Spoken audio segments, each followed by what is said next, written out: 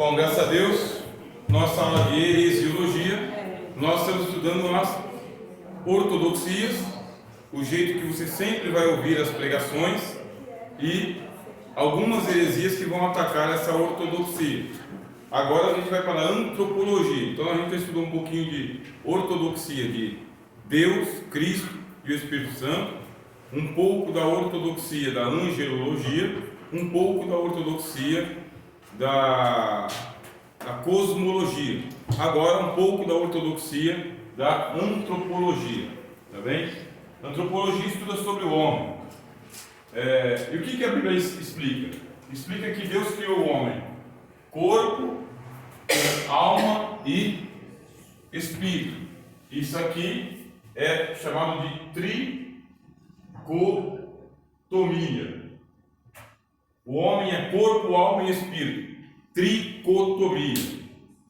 Para que Deus deu um corpo para o homem? Para que ele tenha uma ligação com o mundo dos sentidos. Quais são os sentidos?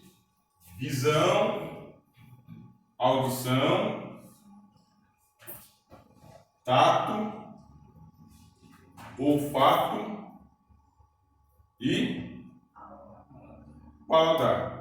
O nosso corpo ele tem os seus 5 sentidos e tem os seus membros. Então é um corpo que ele foi feito do pó da terra. E o que disse Deus? Porquanto tu és pó. Foi feito do pó da terra. E nesse corpo aqui nós temos todos os nutrientes também que tem na terra também. Fósforo, ferro, iodo, aquele complexo vitamínico de A, Z, zinco. Todos os componentes que você tem no arroz, feijão, no milho, tudo tem. No suco de laranja, no suco de limão, no suco de carambola, de acerola, tá bem? Quer dizer, você tem um corpo que está ligado diretamente com este mundo. A gente não acabou de ver aqui os 7 mundos que Deus criou?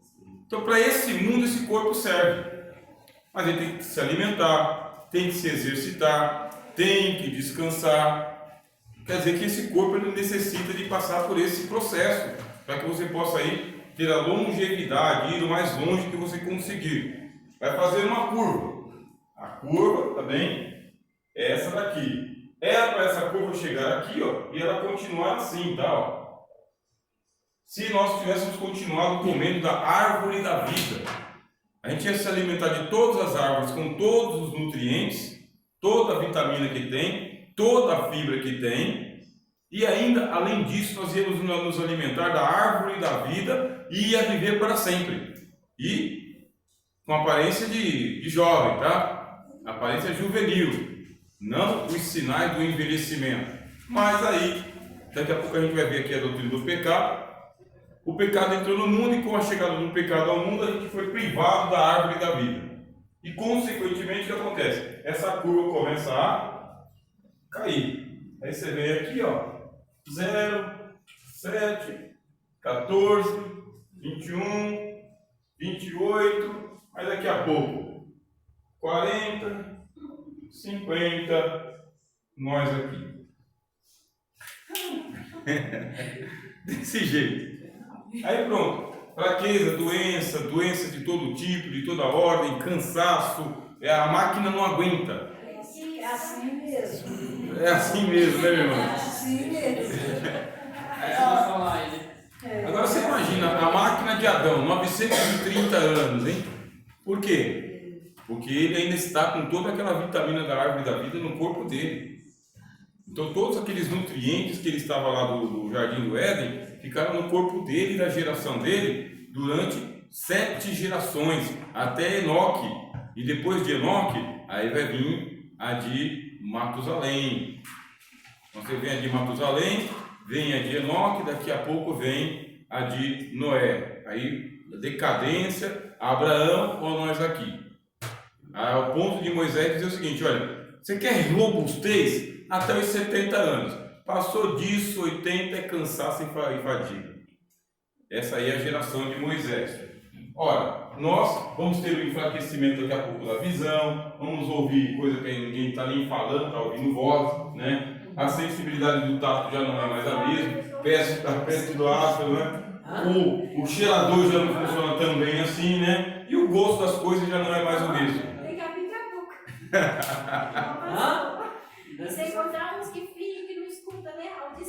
Então, tem uns que não ouvem mesmo, que fingem que não ouvem, né? Bom, esse nosso corpo é suficiente para a gente viver por aqui. Bom, aí além do corpo, a gente não é só homem, é corpo. Deus deu para a gente uma alma, tá bem?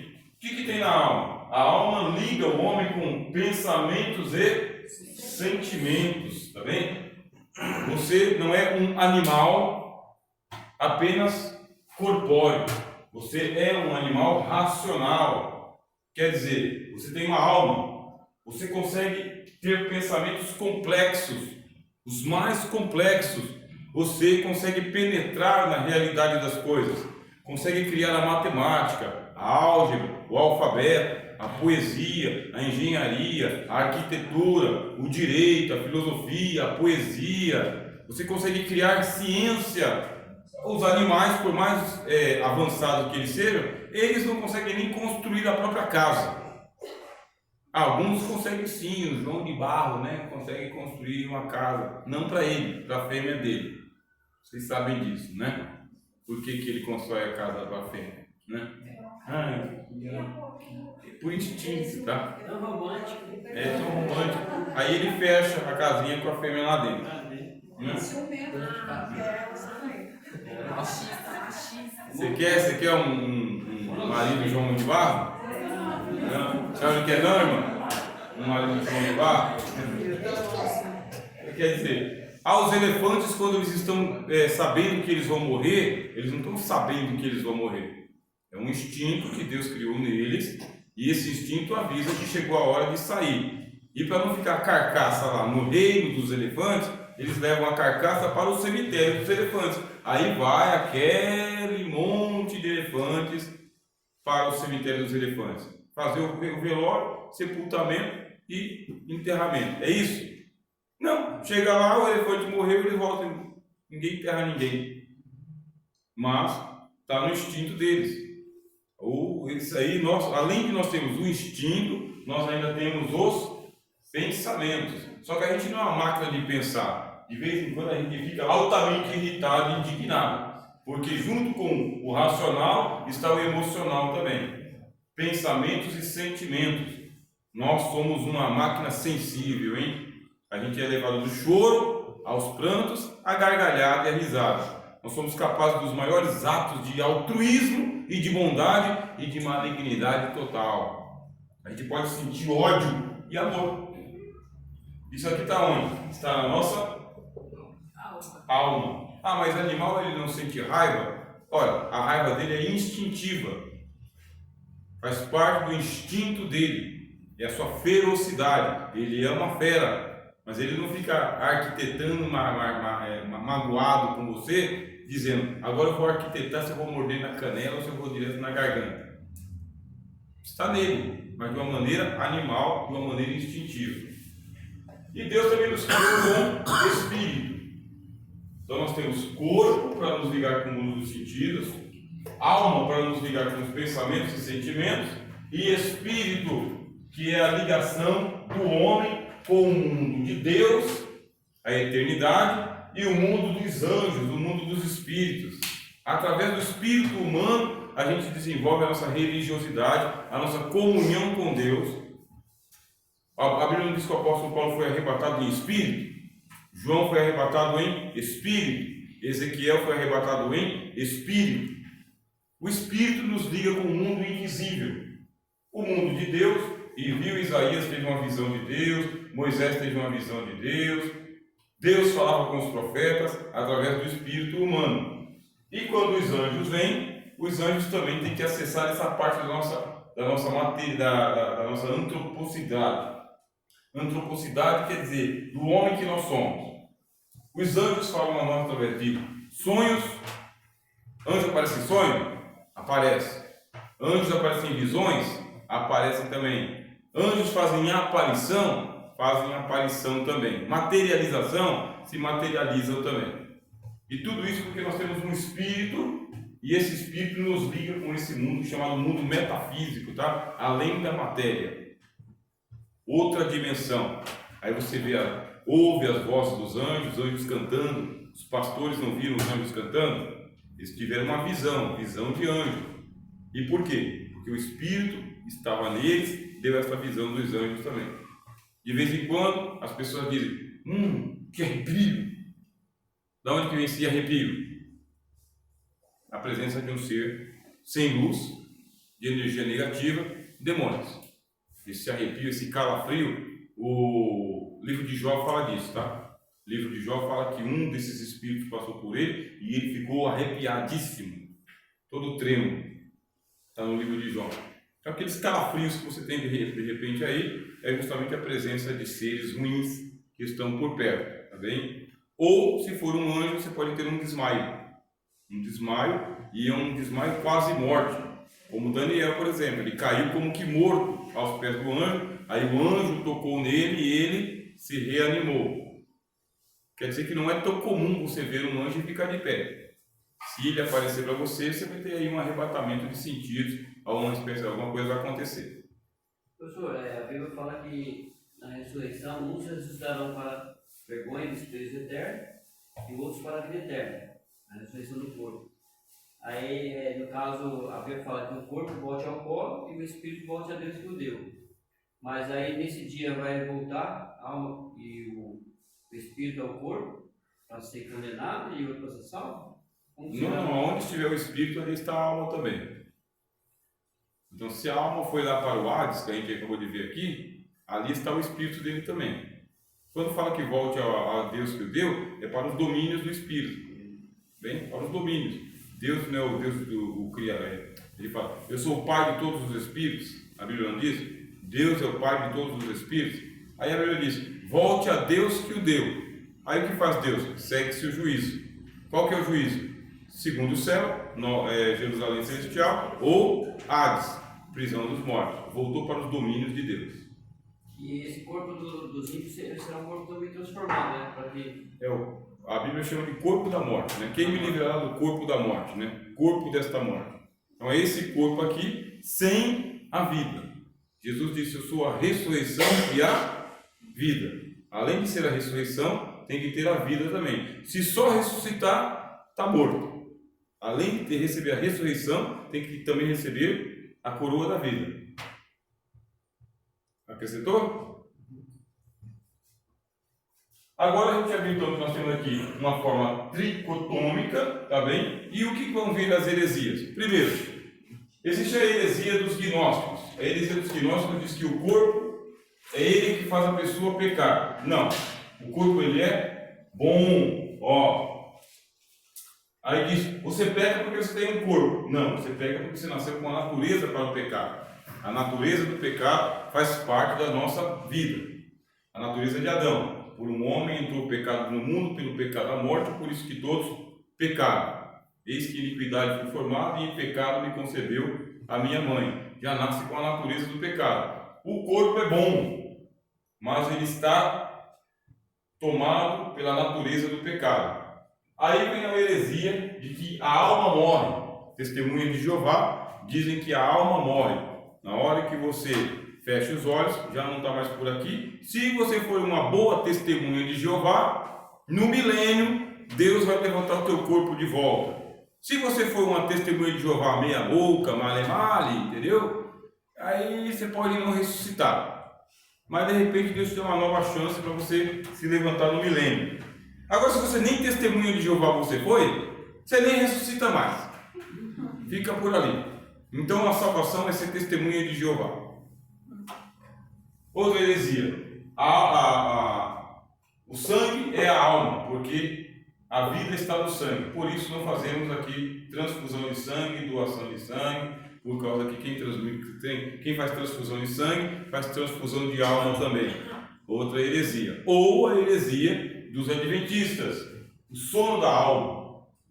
Quando você morre, a sua alma entra em sono, como se fosse o sono mesmo.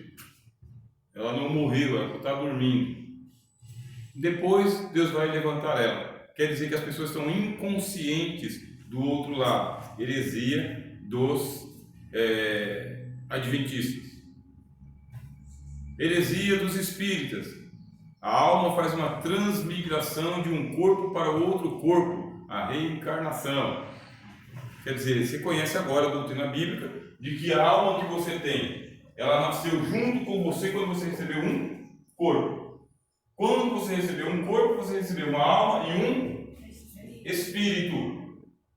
O corpo para você estar ligado com o mundo de lá de cá, a alma para estar ligada com pensamentos e sentimentos, o espírito para ter uma ligação com o mundo de Deus e dos anjos.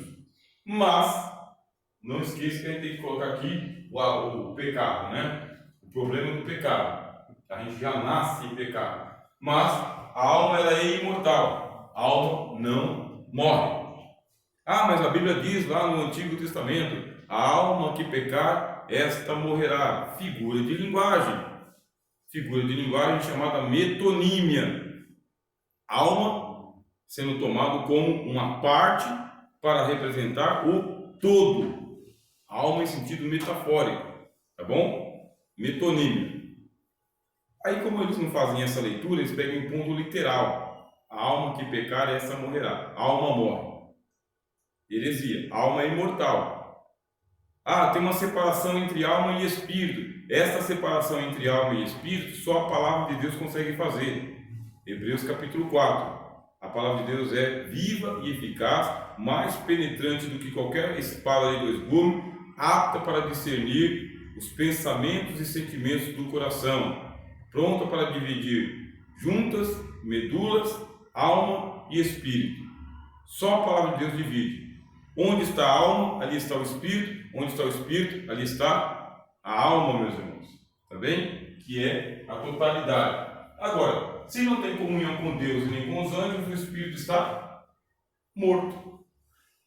É isso que diz o apóstolo Paulo. Estando nós mortos em ofensas e pecados, o espírito está morto. Ou não sabe que assim como a fé sem as obras está morta, assim também o corpo sem o espírito está morto. Precisa então das obras de justiça. Se não tem as obras de justiça, o espírito está morto, aí vai desenvolver a idolatria. Isso aqui a gente vai estudar bastante em antropologia. Estou adiantando os extratos para vocês. Agora, outra doutrina. Ficou mais alguma pergunta daqui mesmo? Querem fazer agora? Irmã Maria? Entendeu? Alguma pergunta? Irmãos?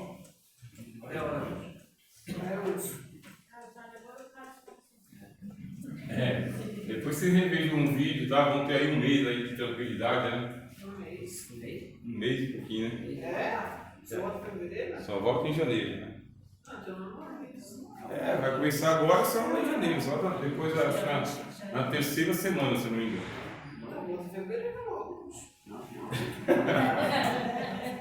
Você faz parte do corpo do preguiça, né? Falta na primeira semana. Eu aprendi uma coisa, eu aprendi. Quando a gente continua na ortodoxia, a gente vai estudar sobre a doutrina do pecado. Acabamos de estudar sobre o homem, aí a gente vai para a doutrina do pecado. E na doutrina do pecado, que vocês estão vendo aqui, tá vendo? O pecado ele atingiu o corpo e ele trouxe os vícios junto com as virtudes. Sem o pecado, só virtude. Com o pecado, vícios. Qual que é a virtude? A virtude é a disposição, entendeu? É estar acordado, é enfrentar. Qual que é o vício? Preguiça. Preguiça. Não é o cansaço, tá? Cansaço não é vício, mas a preguiça é vício. Então aquela vontade de trabalhar, virtude. Falta de vontade de trabalhar, preguiça, isso é vício. Pastor, é verdade que preguiça é pecado? Preguiça é pecado? As formigas que eu digo, né? Assim, indisposição a gente pode ter, cansaço a gente tem, mas assim, deixar o mato crescer de jeito nenhum.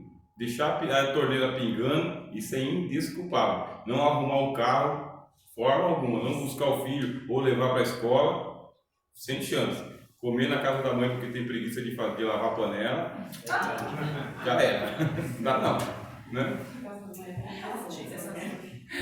Por isso é colocado como um dos 7 pecados capitais, né? A preguiça é condenado como sendo um pecado mortal.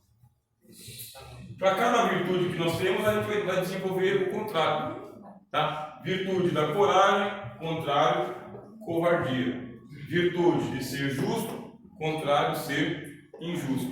Aí a gente fica dividido, meio a meio. O pecado também ele afetou a nossa alma, tá? Ele afetou a nossa alma como? Você faz atos de benevolência e você também pratica perversidades. Você é bom e mal. Você faz a bondade e a maldade. Você fala a verdade e a mentira. Então afetou a alma também. Você tem excelentes sentimentos e seus piores sentimentos no mesmo coração, como disse Tiago, né? Pode da mesma boca sair bênção e maldição? Pode.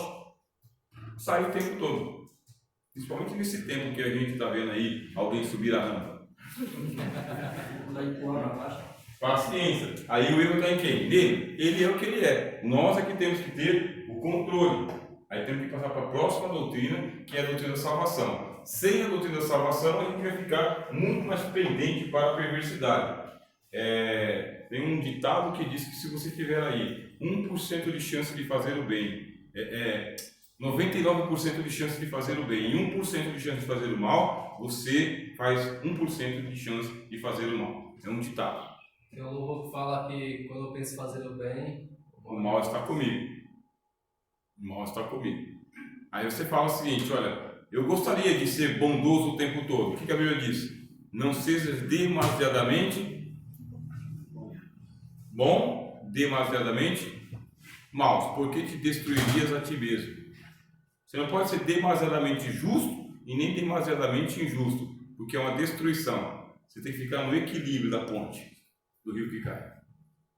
Você tem que estar ali, na tensão da tentação, do sim ou não, do vou ou não vou, do quero ou não quero, do faço ou não faço, digo ou não digo. Só no céu que não tem essas coisas, né? Lá não tem, mas por aqui tem. É o tempo da provação. Estamos nessa gestão do pecado, né? Nessa dispensação. E existe também o pecado que a gente comete através do Espírito. Qual que é?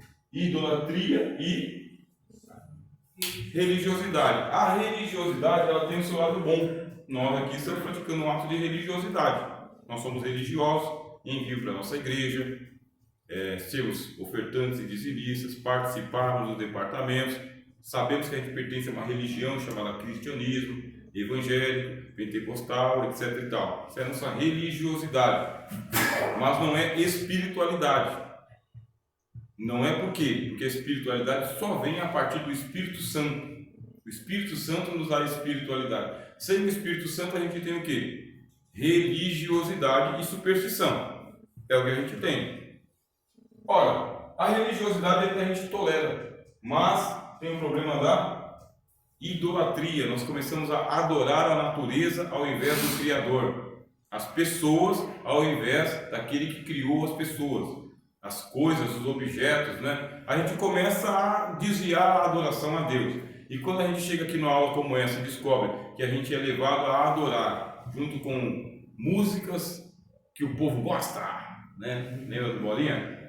A música que o povo gosta, né? Como não cantar a música que o povo gosta? Né? Amigo meu tempo. É do seu tempo, né? A gente canta, né? E pensando que não, a gente está ali com uma prática de uma idolatria, não consegue se desprender de uma música, né? Não consegue. Quando eu me converti, eu tinha uns discos, né? Era disco do Raça Negra, que eu gostava de ouvir, especificamente o Raça Negra, né? E alguns outros pagodes. Fazia parte do meu repertório. Aí eu ouvia também Gabriel Pensador e Racionais MCs, misturado, né? E aí eu ouvia Guns N' Roses também, né? E Scorpions. Aí eu me converti. E para me jogar meus discos fora, esquecer das músicas, eu tinha uma pasta de letras assim, ó, só de músicas, eu tinha de ponta a ponta. E para me jogar aquilo fora? Aí um dia veio um pensamento: o cara, você jogou fora as estátuas da sua mãe, as guias dela. O que custa? Eu cheguei lá, peguei minha pasta, meus discos, sumi com tudo. Falei, a partir de agora eu não quero mais ídolos novos, né? Aí você tem que descobrir qual que é o próximo ídolo que você tem que quebrar. E constantemente você percebe, está ficando muito xodó, muito apegado, sabe? Muito próximo. Virou ídolo. Virou ídolo, você desfaz. Sejam homens, pessoas, coisas, não pode nunca ocupar o espaço da adoração. E é o Espírito que vai te dizer isso, tá bem? Se você não perceber isso, vira idólatra. Vira idólatra do lugar do banco que você sente, que ninguém pode sentar ali, porque se alguém sentar ali, você se desconverte na hora. Então, é difícil. Né? Eu chego lá na sede e já tem um banco que eu sento. Quando eu chego lá, eu falo, bem, não é esse hoje. É outro, né? Vou fazer aquele xadrez, eu vou para outro canto, né? Agora tem irmão que não, o irmão fez eu levantar do banco. Não, irmão, senta aqui direto. Eu estava orando, você acredita? Eu estava orando, irmão. Irmão, aqui é meu lugar. Para eu não ficar desconvertido, eu falei, desculpa aí, irmão, fui orar em outro canto. Né? Quer dizer, tem um monte de coisa que a gente tem que tomar cuidado, porque senão o pecado toma. Quer que é? 15, dá tempo ainda. Bom, aí a gente entra na doutrina da salvação, tá bem? Depois do pecado, a gente não pode ficar falando de pecado. Qual que é a solução para esse meu grande problema? Né? A solução é a salvação. Aí você tem os 3 estágios da salvação. Estágios. Primeiro estágio, da geração de Noé. Geração noética. Ó, primeiro estágio, salvação através da arca. Quem foi salvo da geração de Noé? Só 8 pessoas. Só 8 pessoas. Os outros justos da geração de Noé morreram, tá bem? E não entraram na arca. Matusalém, Enoque foi arrebatado, Sete, aquele pessoal lá. Só Noé e a sua família foram salvos. Aqui é o primeiro estágio da salvação. Adão expulso do Éden, toda aquela geração de Adão trouxe os gigantes para a terra, a Bíblia diz, e a terra se encheu de iniquidade, desde o menor até o mais idôneo. E os dias do pessoal eram de 800 anos, 900 anos, a terra se encheu de violência. E aí o apóstolo Pedro fala, na qual poucas almas se salvaram, isto é, 8. Tão grande foi a perdição que aconteceu com a geração de Noé, que quando Cristo desceu ao Hades, foi pregar para eles que estavam em prisão. A Bíblia diz, espíritos que estavam em prisão, os quais foram rebeldes nos dias de Noé. Aquela geração todinha se perdeu, só Noé foi salvo. E aqueles descendentes de Sete, né? Segundo estágio da salvação, geração hebraica. Aí surge Abraão. Depois de Noé, você pula para Abraão. E Abraão, ele leva a promessa até que chega Moisés, e Moisés traz a lei. Através da lei, abre-se uma tábua de salvação para os descendentes de Abraão. Só que Abraão havia recebido uma promessa. A promessa de que ele seria o herdeiro do mundo, através da sua semente. E em quem que se cumpriu a promessa? Cristo. E como que Cristo salva o mundo? Pela pregação do Evangelho. Nele se descobre o poder de Deus. De fé em fé, como está escrito, meu justo viverá pela fé. Aprove a Deus salvar o mundo pela loucura da pregação. Geração cristã. Agora você tem o quê? Você tem o Cristo salvando a turma da lei e salvando a turma de Noé. Porque tanto ele foi, e Moisés apareceu para ele, quanto ele foi até a turma de Noé lá do dilúvio e pregou para eles no mundo dos mortos. Só Cristo é o Salvador. E aqui a gente tem que estudar o quê? Soterologia, a doutrina da salvação. Uma vez que a gente está salvo, o que eu faço até Jesus voltar? Jesus pega a gente e coloca a gente na igreja. Aí vem a eclesiologia, doutrina da igreja. Na doutrina da igreja, a gente aprende que tem. Como que se entra na igreja? Pelo batismo. Só se entra na igreja oficialmente pelo batismo. E de por todo mundo, pregar o evangelho a toda criatura, quem crer e for batizado. Pelo batismo se entra para a igreja. Agora que eu estou batizado, o que eu faço? Todo mês eu desço nas águas de novo? Não. Agora que eu estou batizado, eu cerco a mesa de Cristo e como do pão e bebo do cálice do Senhor, anunciando a morte do Senhor até que venha. Já voltou? Não. Então a gente vai continuar tomando ceia. E quando ele voltar? Boda do Cordeiro, ceia dos céus. Quer dizer que a ceia é eterna. A ceia é para sempre. Sempre vamos cear, sempre vamos cercar a mesa do Senhor com Abraão, Isaac e Jacó no reino dos céus. Uma vez que eu estou batizado e estou em comunhão plena com a igreja, serviço, meus irmãos. Ó, qual o serviço? Número 1, evangelização. Como se faz a evangelização? Pela pregação e pelo ensino. Palavra de Deus no mundo, palavra de Deus nas pessoas, palavra de Deus. A evangelização, ela é a totalidade de todas as obras. Cantar no coral faz parte da evangelização? Sim. Essa aula de ensino faz parte da evangelização? Sim. A oração de joelhos ou de pé faz parte da evangelização? Sim. Por quê? A palavra evangelização vem de evangelho. Então os senhores e as senhoras estão sendo evangelizados agora e eu estou fazendo o papel do professor evangelista, evangelizando vocês. Não estou ensinando aqui mosaísmo, nada sobre Moisés, não estou islamizando vocês, nada sobre o Islã, não estou aqui indianizando vocês, ensinando hinduísmo. Estão sendo evangelizados pela doutrina das Escrituras, pregação e ensino. Mas tem uma turma que não está sentada aqui nesse banco e não estão nas nossas igrejas. Estão aonde? Mundo afora. Aí vem a missão.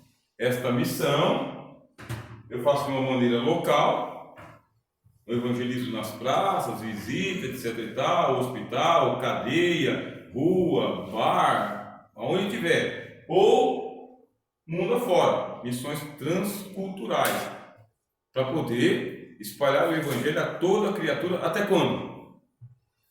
Que o Senhor venha. Até que o Senhor venha. Esse serviço aqui é a obra inacabada, tá bem? É a obra inacabada. E quem pode fazer essa obra inacabada aqui? Qualquer um de nós. Ou de uma maneira local, convida o teu vizinho, ou de uma maneira transcultural. Pede para Deus uma orientação e vai para a Indonésia.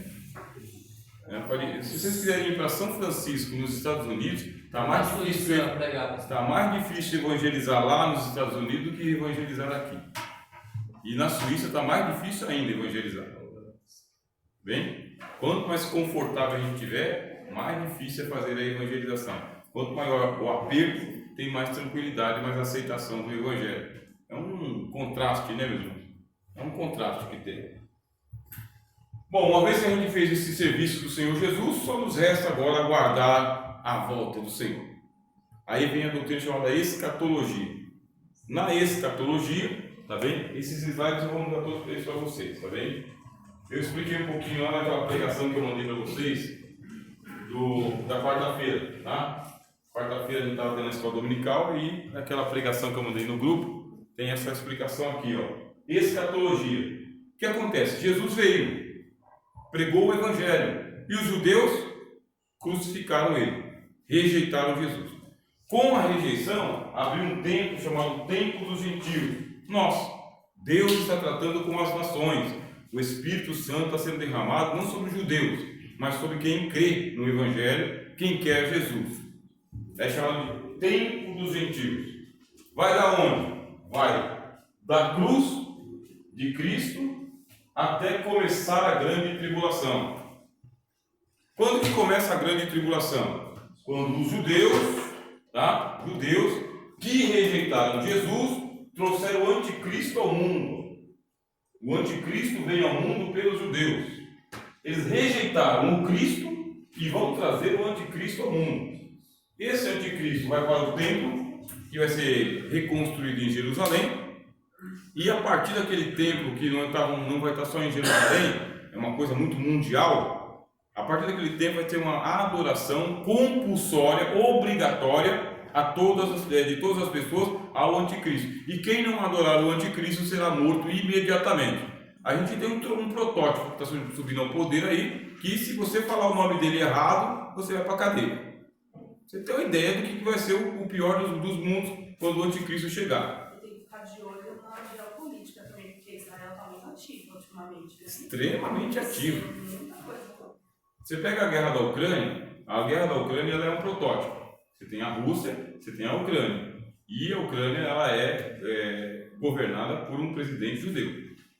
E esse presidente judeu é o seguinte, era para ter caído já, pela potência que é a Rússia. E o que aconteceu? Resistiu, as nações vieram, apoiaram a Ucrânia, a Rússia teve uma contra-ofensiva, teve que se recolher um pouco, por quê? Porque não consegue vencer o judeu. E todo mundo apoiando quem? O judeu, a OTAN, a favor dele. Mas ele se declara judeu? E vários presidentes do mundo têm essa ascendência judaica, inclusive aqui no Brasil. Vários. Aí o que acontece? Quando chegar o anticristo, que é o predestinado, de acordo com as escrituras, aí começa a grande tribulação. E essa grande tribulação, ela vai terminar com a prisão do anticristo. Ele é lançado no lago de fogo, que a gente acabou de estudar. Ele é lançado no lago de fogo, junto com um falso profeta que vai dar apoio mundial para ele também. E pronto, começa a restauração de todas as coisas, a qual Deus falou pela boca de todos os santos profetas. Você lembra que Pedro falou isso aí no seu sermão? Primeiro sermão de Pedro ele falou, olha, vocês devem aceitar a Jesus para que venha os tempos de refrigério até o tempo da restauração de todas as coisas, a qual Deus falou pela boca dos seus profetas. O que significa? Deus vai iniciar um milênio. A terra será restaurada ao seu estado natural. Aquilo que era para ser lá com Adão, volta agora, no final da grande tribulação. A natureza é sarada, é curada, a maldição do pecado é retirada, a nova Jerusalém celestial será vista nos altos céus, não dá para acessar, mas ela vai ser vista e vai começar a nascer gente no milênio. E durante 1000 anos, é o que a Bíblia dá para a gente aqui, durante 1000 anos vai haver o reino dos céus sobre a terra. Jerusalém celeste, Jerusalém terrestre, espalhando a palavra de Deus por todas as nações. E nós estaremos reinando com Cristo em glória. Para nós essa etapa já passou, porque a gente não está aqui, nós estamos aonde? Aqui. E o que acontecerá no final da grande tribulação? Uma turma de judeus vai se converter. A Bíblia não chama de judeus, chama de israelitas. Israelitas vão se converter a Deus. Livro de Zacarias. O espírito de súplica vai cair sobre eles e eles vão começar a prantear, reconhecendo que Jesus Cristo é o Messias. Um punhadinho, tá? Só um punhadinho, não é todo mundo não. Mas um punhado de israelitas espalhados pelo mundo. Eles começam o milênio. Só que entre as nações vai ter gente também. E entre as nações vão aceitar o quê? O governo de Cristo, tá bem? A partir de Jerusalém começa tudo de novo, igual se fosse o jardim, de novo. Se fosse o dilúvio, de novo. Começa tudo de novo, com um punhadinho. Qual que é a diferença? Não tem mais a maldição do pecado, não tem mais a presença de Satanás e dos demônios, não tem mais a ferocidade das feras, as feras não serão mais ferozes, não tem mais a poluição química, o mar foi curado, as águas foram curadas, a terra foi curada, aí começa mais uma vez aquela vida edênica, paradisíaca, e a turma nascendo no milênio. Nasce e quase não morre, porque a Bíblia diz que a partir de 100 anos é que começa a contar a maioridade das pessoas. Até 100 anos é considerado jovem ainda. E depois o envelhecimento, ele não é um envelhecimento acelerado, ele é um envelhecimento comum, natural, e diz que os velhos cumprirão os seus dias, não haverá assassinato durante o milênio. Nem o animal vai comer ninguém, nem a cobra vai ter veneno, nem o escorpião vai matar ninguém, e não vai haver ferocidade entre os homens também, porque eles converterão as suas espadas em instrumento de trabalho. E a lei do Senhor será conhecida no mundo inteiro, o Evangelho de Cristo, o Evangelho do Reino, e nós estaremos aqui ministrando esta palavra para eles, não morando aqui, mas morando na nossa casa. Jerusalém, que é do céu. Passados 1000 anos, o que diz a Bíblia? Diz que vai acontecer ali uma espécie de soltura do ladrão, que deveria ter continuado preso, mas ele vai ficar preso só 1000 anos. Aí ele é solto, e quando ele é solto, ele sobe a rampa. A Bíblia diz que ele é solto, ele sobe a rampa a enganar as nações que estão sobre os 4 cantos da terra, com a ajuda do inferno. Porque o inferno ele já sabe como fazer. E diz que aí é Apocalipse, tá? Apocalipse diz que ele faz guerra ao arraial dos santos. Ó, tá vendo o arraial dos santos? Ele consegue juntar essa turma que nasceu no milênio para fazer uma guerra. Que tipo de guerra a gente não sabe, tá bem? Contra o arraial dos santos. Mas aí cumpre-se a palavra do apóstolo Pedro, segunda carta de Pedro, capítulo 3. Os céus passam com grande estrondo, a terra com os elementos são queimados, acabou. A turma toda vai para o grande trono branco e começa agora a nossa eternidade, que muito nos interessa. Novos céus e nova terra. Isso aqui a gente estuda em escatologia. A gente começa aqui e a gente termina lá. Dentro dessa ortodoxia dá para você poder fazer aí a sua teologia tranquilamente, sem medo de errar. Tá bom? E se alguém ensinar alguma coisa muito longe disso daqui, começa a desconfiar. Eu não aprendi assim não. Então, deixa eu ver isso aqui direito. É o nosso papel. Acho que eu consegui cumprir os 15 minutos, né? Sim, certinho. Não, tá bom. Sem acréscimo. Deus abençoe meus irmãos, também boas férias.